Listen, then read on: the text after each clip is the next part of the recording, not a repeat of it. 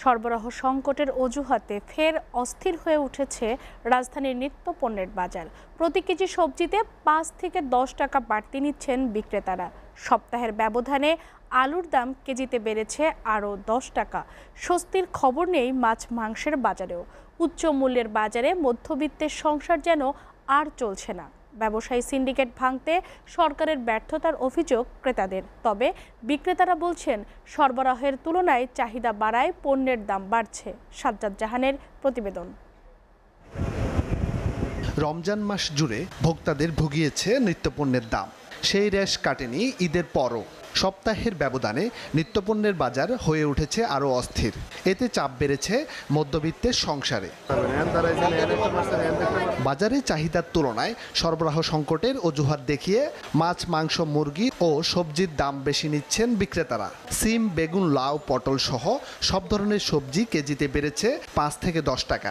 পেঁপে বেশি ৫০, লতি বেশি ৫০, সবজির দাম বাড়তি। ঈদের পরে মানে রমজান মাসে আসছিল সব ২০ থেকে ৩০ টাকা কেজি। হস্তি শুধু কাঁচা বাজার করলে হবে, আর আদার্স মানুষের যে জীবন ধারণের জন্য যে জিনিসগুলো লাগে সেগুলো তো দাম অনেক বেশি। ক্রেতাদের দাবি, ঈদের পরও ভোক্তাদের পকেট কাটা অব্যাহত রেখেছে ব্যবসায়ীরা। সরকারের দাম নির্ধারণের তোয়াক্কা করছেন না অসাধু সিন্ডিকেট। যে লাউ আগে ৬০ টাকা ৭০ টাকা ছিল, দেখুন ৩০ টাকা ৩৫-৪০ টাকা বেশি পাওয়া যায় আর কি খুচরা। যারা সমাজের নিয়ন্ত্রণ করতে আছে, এমপি, মন্ত্রী, সরকারি চাকুরে, সে পুলিশ হোক, সিভিল সার্ভিসের লোক হোক, তাদের তো টাকার অভাব নেই। এই কারণেই আপনার সুবিধা অসুবিধে দেখার মতো কোনো কিছু নাই। এদিকে সপ্তাহের ব্যবধানে কেজি প্রতি আরও ১০ টাকা বেড়ে আলু বিক্রি হচ্ছে ৬০ টাকায়। এতে ক্ষুব্ধ সাধারণ ক্রেতারা। সিন্ডিকেটের মাধ্যমে বাজার নিয়ন্ত্রণ হচ্ছে, বিদায়ী বাজারের উঠানামা হচ্ছে। সিন্ডিকেট ভাঙতে পারলে বাজার দর নিয়ন্ত্রণে আসে যাবে আশা করি। বোতলজাত সয়াবিন তেলের দাম লিটারে ৪ টাকা বাড়িয়ে আর খোলা সয়াবিনের দাম ২ টাকা কমানো হলেও এর প্রতিফলন নেই বাজারে।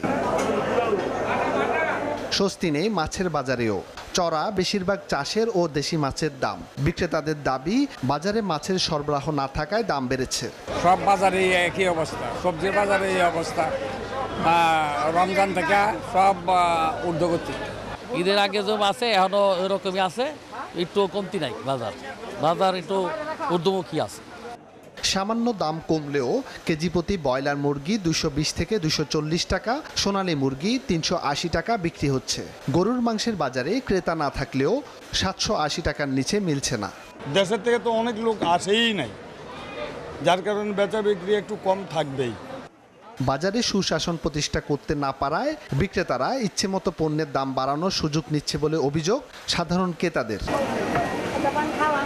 সাজ্জাদ জাহান, এসএ টিভি, ঢাকা।